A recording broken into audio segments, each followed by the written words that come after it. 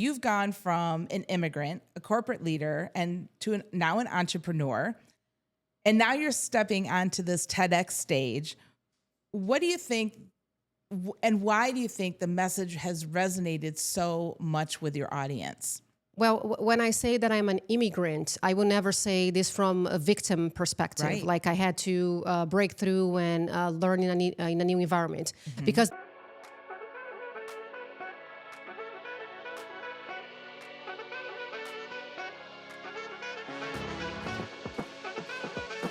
Welcome to the Visibility Room, on air and off script.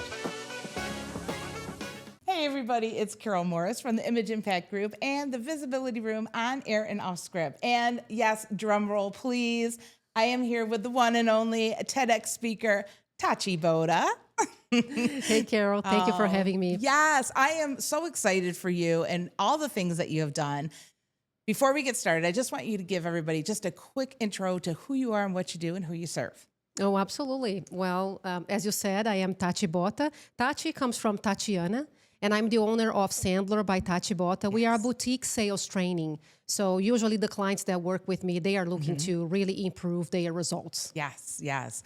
And we are going to dig into the keynote speaking portion of your business and the TEDx experience. But first, a couple rapid fire questions. Are you ready? Oh, my goodness. Yes, you are ready. What's the first impression you want people to have of you? Oh, that I can bring results. Oh, all right. Can I tell everybody our conversation that we just had about when you walked in originally when I met you? Yes, yes. I think so. So originally when I met you and I asked, how did you want to be perceived? Because we've worked together and you said, I want people to think that I am approachable and welcoming. And I said, is that really what you want? And then I told you, no, I want people to know that I am a powerhouse. Exactly. And that was such a cool moment for me because you are such a powerhouse. And I'm so, like I said, I'm just so proud of everything that you've done. And the more people that understand you and what you bring to the table, the better. Before we go on, real quick, what builds credibility faster? Expertise, presence, or consistency? Consistency. Okay. And why do you say that? Because you may be an expert in what you do, but maybe you are not there all the time. Sometimes you deliver, sometimes you don't. So expertise, of course, it's a layer of it. Yes. But consistency, I would say that people can trust, they can rely on, and you can find more expertise through life, right? Yes, But consistency is something that is there all the time. And how do you think presence fits into that? Well, depending on what we are thinking about presence, right? So presence to be present. Presence, how you walk into a room, how you conduct yourself. Well, this is real. This is real because for me, it relates to consistency directly. Yes. Because you don't want to be seen as somebody through social media or in one engagement, and next thing you know, you are talking to a completely different person. Yes. Yeah. It kills completely the trust. Yeah. Right? And it all comes down to how you present yourself and how often you present yourself and how you allow the visibility to take hold, which brings us to your TEDx conversation. So the TEDx talk is called Why Your Breakthrough Lives in Somebody Else's Room. And I think that is a mic drop of a title. What does that really mean? And why do so many talented people just stay invisible? What do you think's going on there? First of all, I would even piggyback to what you were saying before. It's the urgency of looking like somebody else, right? So the more we see on social, the more we see people that we even admire. Yeah. We want to look like them, and we don't respect who we are as a person, right? Yeah. And I'm not trying to be cheesy here. I'm really saying that we have particularities that are not the same for everybody else. Yeah. So if you are really willing to dig into who you are, you can show yourself in a room that way. So the reason why I decided to talk about this is because throughout my career, I've seen so many talented people that were afraid to be who they are and try to copy. And then they will be like so diminished and little in a room. Whereas if they respect who they are and they show up and they are willing to take the risk, it's when people really see the talent, because it's not in a resume that you are going to show how amazing you are. Yeah, absolutely. And if you don't take the chance to show up in the way that you are, you're actually being hurtful, possibly, to those that really need you and that are looking for somebody that brings exactly that to the table.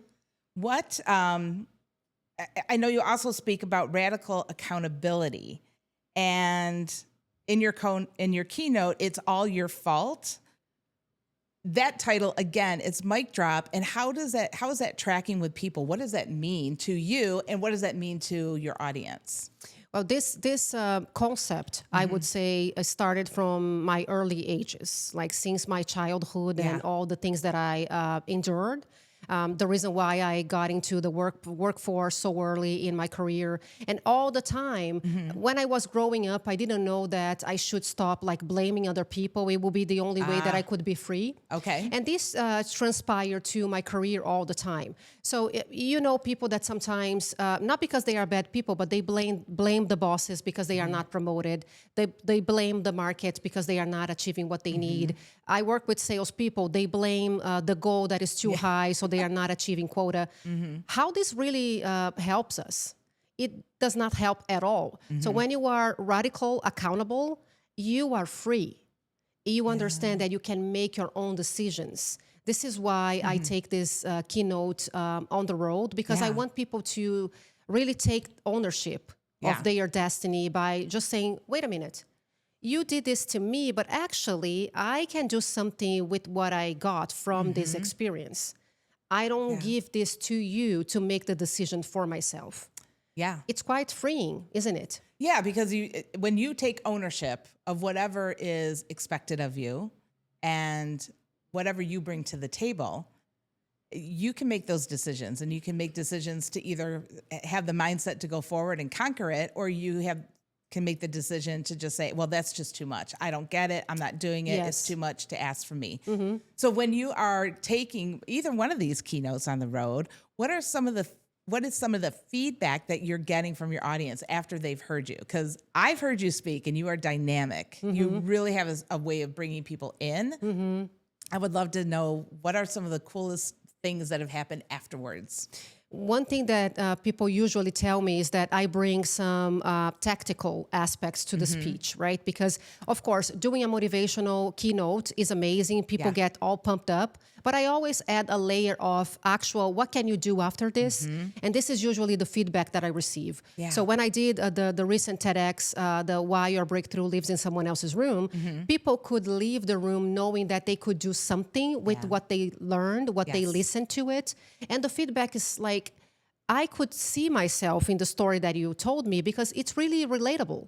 Like, how many people get into a room knowing that they are super special, but for some reason they are not seen? Yeah. The same thing with It's All Your Fault. It's like, it's that real? Like, I can even make the decision not making a decision, because when you are aware, it's really something that you can do something about it or not do anything. Yeah. But it's just, I don't know. I keep saying it's freeing it, because it frees us. Yeah, when you accept the expectations, you determine what your own part is in the expectations, then it's up to you. It's up to you. Yes. And you don't have to worry about somebody else. You take charge. Yeah. Exactly. Love, love, love. So personally, you've gone from an immigrant, a corporate leader, and to now an entrepreneur. And now you're stepping onto this TEDx stage. What do you think, and why do you think the message has resonated so much with your audience? Well, when I say that I'm an immigrant, I will never say this from a victim perspective. Right. Like, I had to break through and learn in a new environment, because this will be quite contrary to what I say in It's All Your Fault, Yes. right? But there's a big portion of resilience there that people have, even not being an immigrant. So this is what I want them to take from it. And just moving to a new country and having to find your ways here resonates with people because of it. Yes. Like you see yourself from being blindsided, what's coming through, and it can be like a new country, new company, new relationship, and then finding yourself to have to discover new things there. So this is why it resonates with people. If that makes sense. Yeah, absolutely. And, I, of course, watched the TEDx multiple times. And you are dead on, because your story, you start with the story of being an immigrant and coming to the United States, and what you had and what you didn't have and what you had to do, and how you had to completely just say, well, I'm just going to go for it. It doesn't matter if I don't have all of the boxes checked. I am going to make this step. And it is a story of resilience, it's a story of power, it's a story of confidence, it's a story of building confidence. And it is 15 minutes that is well worth the watch. So I'm going to turn and talk to y'all out here in the audience world.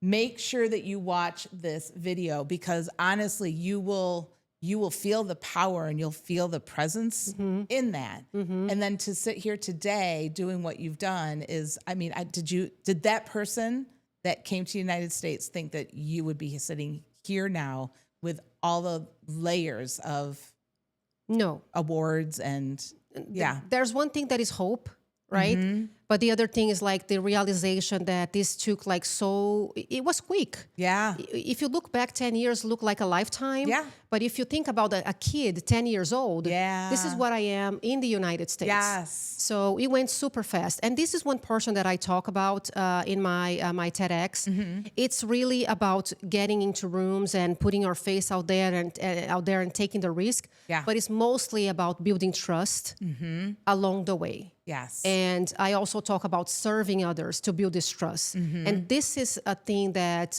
amazed me, because I had the idea, the more I do for people, I am going to see this coming on my way. But I never imagined that it would be that fast. Yes. Yeah. And I've only known you for, has it even been a year? It hasn't even been a year. And I'm just gobsmacked, if that's the word. And I want to talk about the awards for a minute, because you are a franchise owner. You own a Sandler sales training, and Rookie of the Year. Yeah. I mean, come on. And not only Rookie of the Year, but... Yes. Last year, I won the Rising Star Award. That is an award for franchisees that are going quicker into the acquiring clients and closing deals. And then I won the Gold Award, that is a revenue award, meaning that I am turning the business.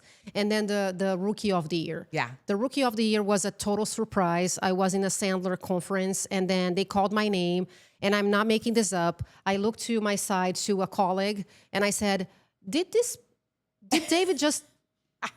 It's my name. Like, it took a little bit for me, and then I came up to stage. And the Rookie of the Year is a culmination of a lot of things that I did and my results with Sandler. It's pretty amazing. Yes. And there's more to come. I'm telling you. Yes, there is. Yes. I know that for a fact. I wanted to bring that up because speakers motivate people, and you are the epitome of what can be done. You're the epitome of put your mind to it and you will succeed. Give and you will get. And how do you, because you get up on the stage and you motivate for an hour, right? It's a keynote and everybody's brought in, but then what happens after the keynote? What is your process? What do you see? What do you offer? Well, in my 2 keynotes, and of course, just putting out there that it's not only these 2, we can adjust when we go, because I do a full assessment with my clients to understand why they are hiring the keynote in the first place. Because otherwise it's going to be just, again, a cool 1 hour, 45 minutes, and we are done. Right. But I package with sessions after. So after each keynote, I have 6 sessions with the people who were there to continue the conversation and see application after that. Yes, I love that, because if you don't have those check-ins, everybody's intention is good. You're scribbling down and you're taking notes, and then you leave and you talk about it for the next hour, and then work gets in the way. Exactly. So I literally hold them accountable to be accountable to what they said they would do after the keynote. All right, I'm gonna go off track here for a minute because I want to talk a little bit more about the TEDx and how you got there. What made you decide that you were going to put your hat in the ring? One more time, it was by serving first. So back in around April last year, a former colleague of mine from GM reached out to me, and she said, "You know what? We are in need of volunteers for an upcoming event, a TEDx that is going to be in Pontiac, and I want you to volunteer." And before she finished, I was already saying yes, and she didn't say what I was going to do. I couldn't care less because I trusted her. I trust the idea, and it was pretty cool. All the things that this TEDx was about to do for the city of Pontiac, and I was in. And then 6 months down the road, the applications opened, and I came back to her and to the curator that sat here once, right? Yes, Kavandre. And then I said, Dre, I want to, if you allow me, if you are really thinking that I'm not going to mess it up with all that we are doing here, I want to step out because I want to apply to be a speaker. And he gave me his blessing and he said, go forward and apply. So I did all the application and it's daunting because you have to fill it up. You have to put your idea, submit a video of you speaking. And then days pass. And then soon enough, like maybe a month, month and a half later, I got selected. That's amazing. And then the preparation starts. Yes. Yeah. Cause it's no joke. It's not the same as a quote unquote normal keynote. No. It's condensed Yes. and it's verbatim, correct? Yes. Yeah. You can't go off track. You need to follow the TEDx rules, which in the beginning, when you are preparing, you think like, oh my gosh, why I have to know word by word?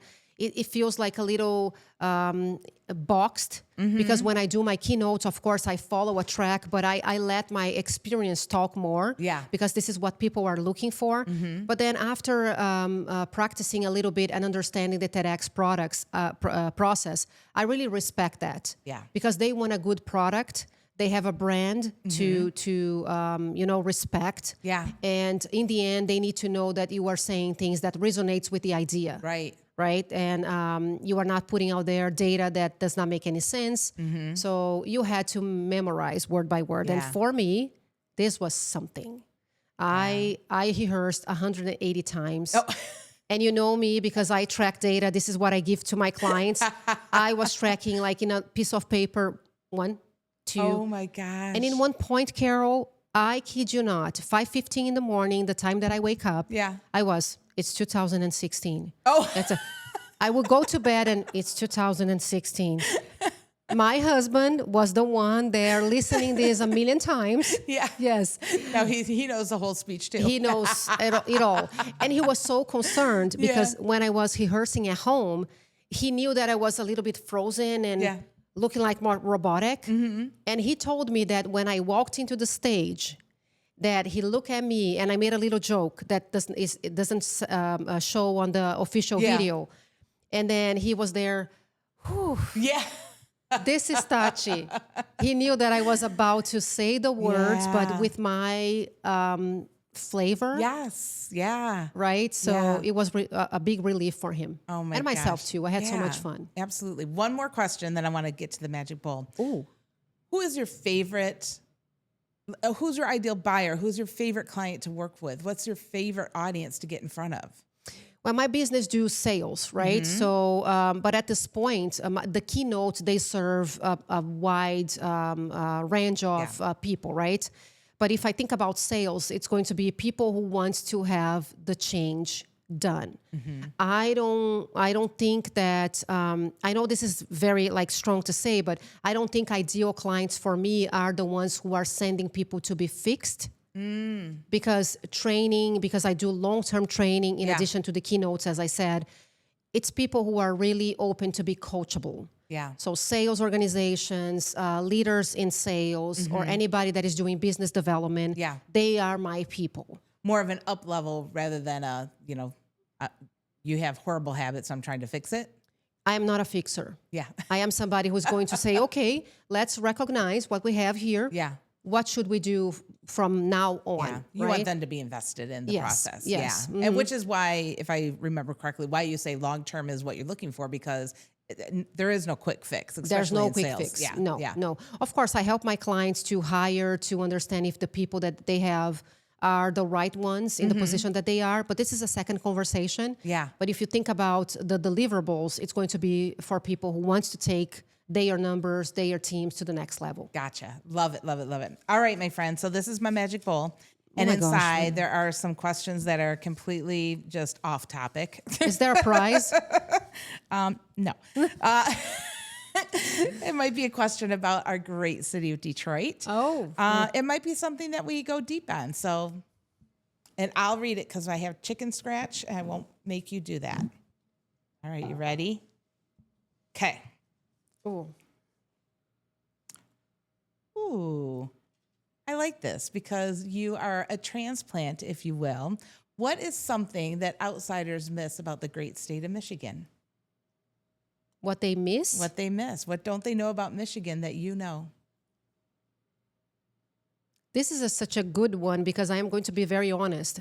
They don't know that Michiganders are one of the kindest in the whole country. Oh, yes, I love and I'm that. not saying other people are not kind. Yeah. But as an immigrant, somebody that got here, this is one question that my family and friends in Brazil, they ask me to. Yeah. Well, they say, well, Americans are very cold. I would say, well, first of all, this is a very shallow judgment because being cold is such a different thing. Yeah. But come to Michigan, you are going to see there's nothing cold besides the weather. Yeah. That's hilarious. Well, I think we'll end it Not on all that. the time.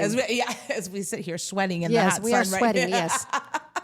Well, Tati, thank you so much for spending time with me. I always love talking to you. Again, I am so excited and proud to be your friend and to watch you grow and just to completely dominate what's out there. And so I would like to have your autograph before it's too late, Okay. Miss Rockstar. Yes. The second edition of my book is coming up in September. See, there you go. Oh, book launch. Yes. All right, everybody. Thank you so much for stopping by. Make sure to like and follow us on YouTube, Instagram, all the social media channels, and make sure to reach out to Tati because you will not be sorry. She will motivate, inspire, and make you laugh. The best part. Yeah, that's right. Thank you, Karyl. Bye-bye, everybody. Thank you.